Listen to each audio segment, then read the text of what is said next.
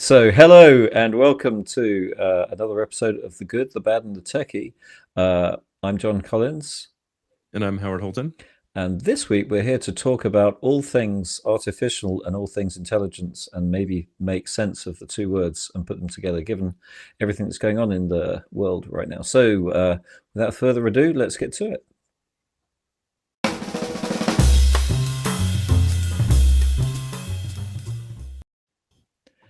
That's what happens when I don't have the intro script on my screen just before we kick off. But that'll do. That'll do.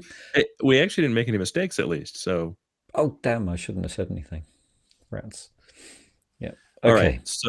So it's been kind of a wild and crazy 72-ish hours, right? Most of the craziness took place in the first 38 hours for those keeping score. For anyone who doesn't know what we're talking about, this last weekend, the board for OpenAI fired the CEO Sam Altman in what certainly seemed like a sudden dismissal. The reality of these things is it's not often as sudden as it appears to outsiders, and we are all, of course, outsiders. But here's kind of a brief timeline of the 9 steps that occurred in that 38 hours. So Sam Altman was suddenly dismissed. OpenAI abruptly fired CEO Sam Altman, leading to a tumultuous weekend. The board's decision, lacking a clear explanation, was described as a deliberate review process, suggesting a breakdown in communication between Altman and the board. Immediately, Greg Brockman, one of the other co-founders, resigned, along with a bunch of other people, AI scientists and kind of key people for OpenAI. Following Altman's dismissal, OpenAI chair Greg Brockman was stripped of his title and resigned. Additionally, 3 senior OpenAI researchers resigned in protest. High-profile tech figures and investors expressed support for Altman. OpenAI's investors, including Sequoia Capital and Tiger Global, were taken aback by the development, which shouldn't happen. There were reports that Microsoft CEO was upset, angry, and kind of throwing things, right? So He quite doesn't upset. get upset and angry and throw things I would imagine not, generally. but a company that if you're head of a company that's invested billions Yeah. in a company, tied a bunch of new products to it, and they just made changes like this, I'd probably throw things to you, I'd probably throw many things. Yeah. right? There were some rapid CEO changes. Mira Murati briefly served as interim CEO, followed by the appointment of Twitch co-founder Emirates Shear as another interim CEO, making 3 CEOs in a short span, none of whom were accepted. The employees kind of revolted. So it started with 500 employees signing out of 770 signing a petition saying if the board didn't remove itself, they were going to quit. That's now up to over 700 of the 770 have signed It's like 764 or something. It's crazy. I thought it was, yeah. It's high. You're starting to be able to count the people that haven't resigned. Yeah. I mean, at this point, it's somewhere 89 to 94%, right? The conflict seemed to stem from differing attitudes towards AI development between the for-profit and not-for-profit sides of OpenAI. Altman favored a more aggressive approach, while the nonprofit side advocated for caution. It is important to note the OpenAI board, they effectively have a religion of effective altruism, and the misapplication of that effective altruism. Effective altruism is the belief that AI is ultimately a danger to the world and needs to be tightly watched and regulated. And that philosophy was called out as um, one of the causes for the rift. That effectively they wanted to move slow and Altman wanted to move quick. So it's not as simple as just a conflict of philosophies, but really kind of core philosophies that people believe. The one of the bigger problems is OpenAI's current valuation's roughly $86 billion as of the last time they had a valuation done. Moves like this do not instill confidence in investors and likely put that valuation at risk. And then OpenAI said, hey, we think we've made a mistake. Let's have Mr. Sam Altman come back in. We'll discuss it. And he posted to X a picture of him wearing a visitor's badge with the caption, "For the first and last time ever," seemingly to say, we're either going to work this out or I won't be back. Either I'm back as CEO or, I'll never come back because I won't wear a visitor badge again. They were unable to reach an agreement, and in a surprise announcement, Microsoft hired Sam, Greg, and the other kind of AI, OpenAI folks that left to a new AI division within Microsoft, with Altman as the CEO of that division, and then Chief Scientist Aya Sutskever, who all reports said led the coup, has now expressed regret over his role in Altman's firing, and the employee unrest continued with threats of resignation persisting. And Aya was one of the people who signed the petition for the board to resign. So, kind of continuing tales of insanity are going on over at OpenAI. If 700 people resign, the board has already said they expect there will be interruptions to the OpenAI service, which is likely to look much like the interruptions we've already received. What do you think, John? What do you? I think you said 9, and that was about 17 separate steps. Um, and I mean, the interesting thing to me is this it's shark jumping to a massive extreme when companies are kind of going, maybe we should do a bit of that, maybe we should adopt this, maybe we should adopt that. Something we talked on the previous podcast about was trust, and you've got a choice. You can kind of dabble with this stuff and you can try it out and go, well, they seem like they know what they're doing, I'll go with them. But if you move out of the category of they seem to know what they're doing, then you don't get the I'll go with them tickets in this very hazy place. So it's kind of it's interesting, right? OpenAI was the fastest digital tool to 1 million users, the fastest digital tool to 100 million users, and the fastest digital tool to completely jump the shark. And the fastest digital tool to 3 users. Yeah, it's whoa, boom. Yeah, no. It's I'd take. I mean, you said what did you say? I can't remember exactly how you said it, but we don't know what's going to happen next, obviously. And have you got any thoughts about what might happen next? I don't know, but there's been a few kind of weird things, right? OpenAI effectively talked to a competitor about a merger over the weekend, which was weird. And one of the board members is the CEO of Quora, or co-founder of Quora, who posted this morning, "Hey, with all the stuff going on in OpenAI, you may want to look at this competitor owned by Quora called Poe. We just released it, and it'll stay online," which is a weird conflict of interest, to say nothing of tasteless. Right? It's one thing for Google to say, "Hey, while this is all happening, just so you know, Bard AI is open." Google doesn't have for Google, it's a direct competitor and they don't have really skin in the game. But it's weird for one of OpenAI's own board members to say, "Hey, while we're burning this thing to the ground, come over and try out my AI." I mean, Right? if you strip everything back, you've got large language models, you've got a crap load of training on a crap load of data. But the actual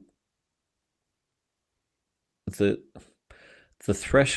the barrier to entry is nothing to do with knowledge.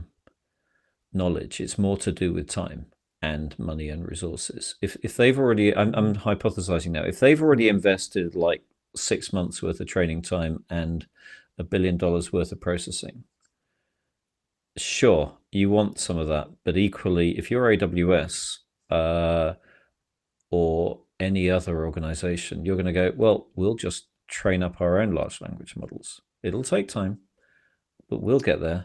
Kind of. Well, because they're not all equal, right? If you look at the rate of evolution that OpenAI has been able to sustain, and the product improvements that they've been able to sustain at the rate they've been able to sustain them, they kind of had the perfect storm going over there. They had the perfect mix of organizational agility, freedom of thought, freedom of invention, and incredibly smart people at nearly the right density to grow and evolve as quickly as they have, right? If you Mm-hmm. look at the announcements just from 2 weeks ago, changing from 3,000 tokens to 128,000 tokens, I think Mm-hmm. was the change, is such a massive change, and no one's followed that. No one else has said, "Hey, Bard now supports, the entire Catcher in the Rye," right? So you look at the kind of rate of evolution and the rate of change that OpenAI was going So through, they had that mover advantage, and they were still moving. but I think it was more than just the mover advantage. Sure, they absolutely had the first mover advantage, right? But so does Google, so does Amazon, so does everybody else that's been playing in LLMs, right? But what really made them unique was their ability to overcome limitations faster than anybody else, Mm-hmm. right? And that is, I mean, that is proprietary, right? In that, in order to do that, you have to be able to put together that perfect storm. People are some of the talk coming out of Google is has become entirely too bureaucratic to be competitive, which is why Bard is kind of where it's at, Mm-hmm. Yeah, that right? sounds fair. Everyone I know that's worked for or worked at Amazon says much the same thing about Amazon, that the days of ultimate agility are gone. That it is now a bureaucracy. I mean, I think 2.5 million people work at Amazon. It's impossible not to be a bureaucracy at that point. Particularly with a horizontal play like this. For So sure. I'll throw that in. I've got to pick up on the perfect storm analogy, because we all know how that film ended with Well, George and we're kind of Clooney watching it. We're kind of watching it serenely. live, right? Mm, Right? We're kind of watching the perfect storm kind of turn into another perfect the storm perfect of a storm. different type, right? Yeah, yeah, yeah. And ultimately, that's kind of what happens. You get a bunch of super smart people around, and again, I have no specific knowledge of what's happening behind closed doors, right? But if we look at what's kind of publicly available, there was a philosophical shift and rift between Altman and the board, and you kind of have to wonder, right? How many people joined for the altruism, and how many people joined for, the change that this was going to make, and how many people shifted, and you know what I mean? And so Well, he was did that starting to shift of philosophy say. happen? I mean, there's things he was starting to say. Let's build our own chips, because Nvidia's kind of. I think someone else He referenced it did. as Yeah. yeah, they're the shovel provider of the this gold rush. And Yes. so let's create our own shovels. Um, When Microsoft announced their own chips for that purpose at Insight, mhm. right? So Microsoft has its own chips, and that's one of the things they talked about in the press release about Altman coming on board, was bringing that OpenAI talent in-house to be able to leverage the power of the new Microsoft ARM processor. So there's things that he might have wanted to do that they might not have liked. My gut says they just wanted more, and they thought they could get rid of him Mm, because I'm not sure what more they would have wanted. from the my gut says there's things that we don't know, that you don't make this kind of decision publicly because you don't want to get rid of someone. As in, Generally, that is true. Yes. Yes. whatever he was doing, either it was so big that it made them want to get rid of him, or they just wanted to get rid of him. And at the moment, Sure. I can't see anything, including the chip stuff, that was so big that there's no currently there's no financial impropriety, there's no personal impropriety. No, no, and they specifically said there was no financial impropriety. So it comes to be about them and not about him in my head, in my Well, tummy. that's why I think if we look at it, and again, kind of based on what's been said, there's a philosophical difference. Altman wanted to accelerate, and they wanted to decelerate, right? Because again, if your religion, your philosophy is, was it called effective altruism, Mm-hmm. Yeah, effective altruism, and the core of that is AI is incredibly dangerous, will take over the world and destroy humanity, Mm-hmm. right? And you're on the board because of that, because that is your core belief. Then your job is to regulate the speed of advancement and the growth of AI however you can, right? And it's and remember, OpenAI is a nonprofit. Mm-hmm. Well, while they own a subsidiary that is a for-profit, they're a nonprofit, right? And so it doesn't, for me anyways, it doesn't feel like it's that far to go to see where this rift occurred. Yeah, that makes sense. That makes sense. That becomes a reason. They were saying you can't do that, and he was saying I can, and they were saying you damn can't, and this is how we'll show you can't. Sure. I mean, the challenge though is they still took money from investors, and investors have a different philosophy. Mm-hmm.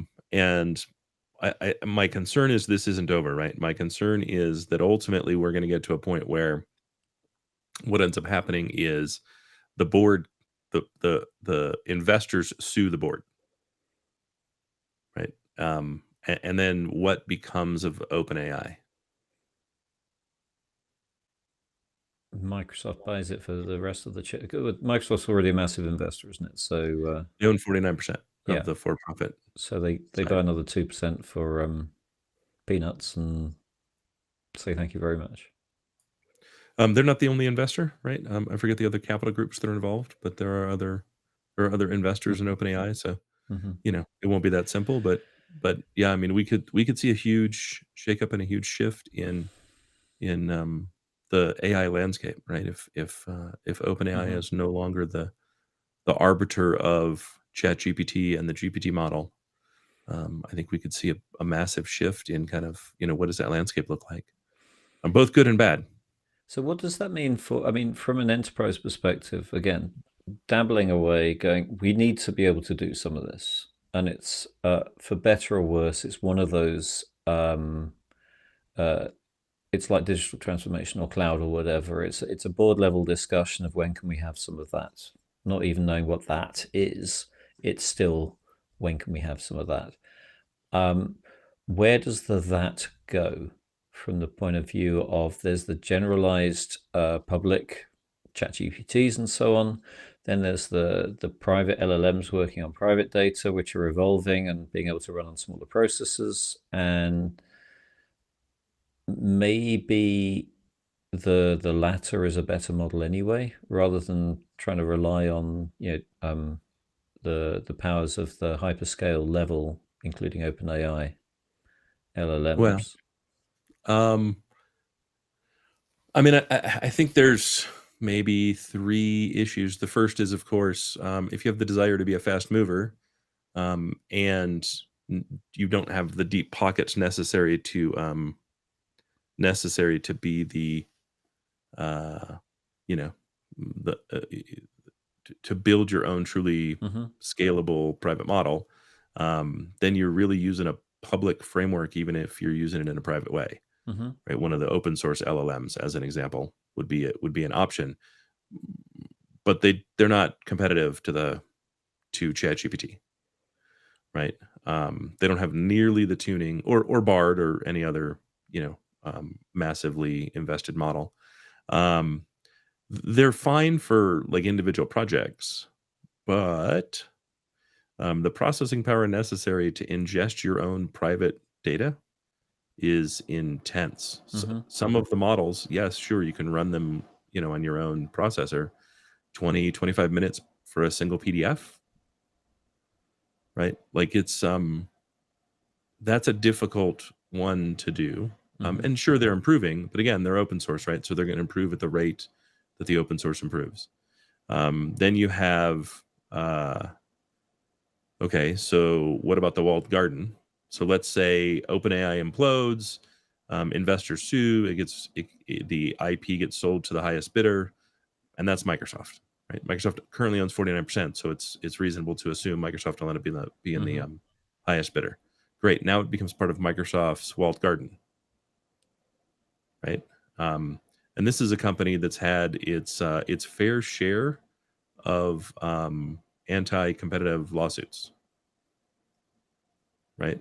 That's all in the past. Oh. Right. And today, right, let's say you want Copilot, it's $30 on top of your E3 license. It's the only way to get it. And you have to have you have to commit to a minimum of 300 licenses for 12 months. Right? So this 90, what is it? 36 grand a month times 12 months. It's $450,000 a year or something. Mm-hmm. That's in addition to your E3 license, not in replacement of. That's just a pure add-on.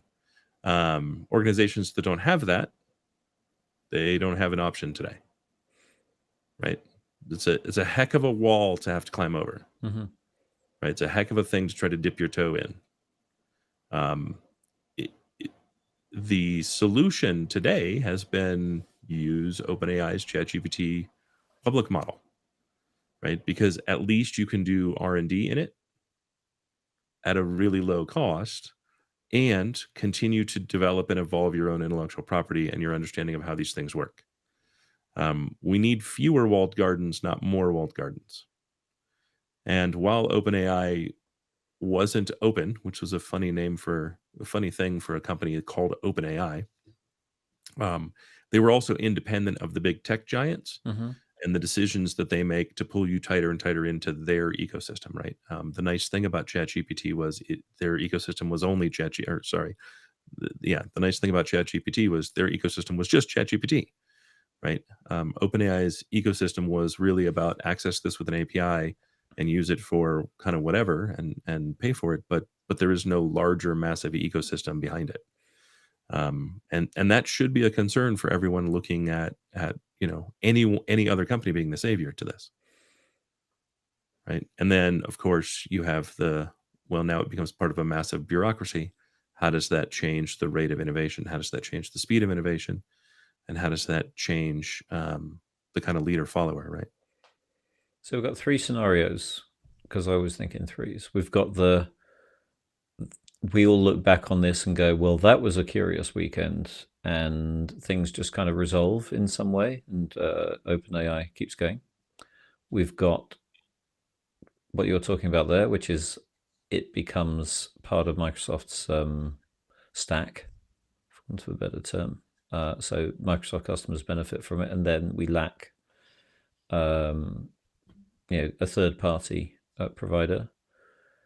And I guess the third one is one of the other smaller companies that's developing LLMs outside of OpenAI takes on half of the people because they don't all want to work for Microsoft for the exact reasons you give, and they carry on developing and they create something independent.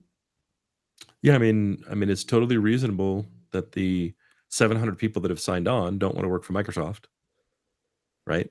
The board doesn't yield, and those 700 people walk out the door into some other VC-funded project with deep pockets, and they completely displace OpenAI. There's going to be a lot of people checking through their non-disclosure clauses in their contracts, isn't there? Well, one would think if Sam and Greg and the scientists that they took didn't have non-competes, be really odd for the rest of the employees to have stricter non-competes.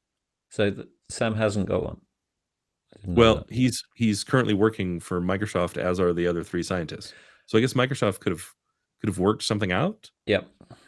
Right, but it seems much more likely that they don't have non-competes. Non-competes are also very hard to enforce in the U.S. Right. Okay. Incredibly hard to enforce. Cool. So I'm an organization. What do I do? Yeah. Just again, wait? Right. No, I think you keep doing what you're doing. I wouldn't make any large investments in an AI model right now, but you shouldn't be making large investments in an AI model right now, regardless. We're still at the experimentation phase in all of this generative AI and LLM stuff, right? Which really should caution you to be looking at the space, learning about the space, educating yourself, running these things in labs, Hmm. and even the things you do in production are going to have an incredibly high rate of change. And so that means they need to have some caution around them. They need to have some yeah, caution, right? Assume everything is going to change. Assume a new model is going to come out that's better. Assume, that you need the flexibility to move as the landscape changes and the sands shift beneath your feet. That's the challenge with this being the experimentation phase of the technology. We're not even bleeding edge. We're still before we get to bleeding edge at this point, Mm. I mean, right? the use cases haven't. Yeah, I couldn't say to you, well, of course you need to adopt it for. I mean, I can think of things that are blindingly obvious, but they're more sciencey. Sure. And I guess there's a place in programming and that kind of thing, like we're saying with the Microsoft GitHub, to speed those things up. But beyond the obvious, and chatbots, beyond the obvious, there's I mean, there's some really neat stuff, right? The ability to do product design using LLMs and generative AI is yeah, just really, let's really, try 50. like, Yeah, interesting, your right? A B C D E F G H I simulation testing.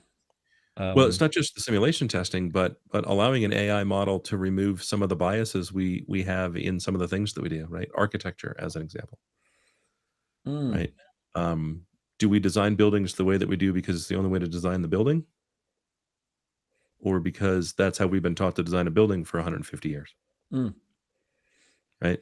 Um, So I think there's some really interesting potential mhm, that's gonna come out of this, but again, these are all the kind of big things that we can theoretically do with generative AI are just that, they're theoretical, mhm, mhm. right? And we're not really there yet.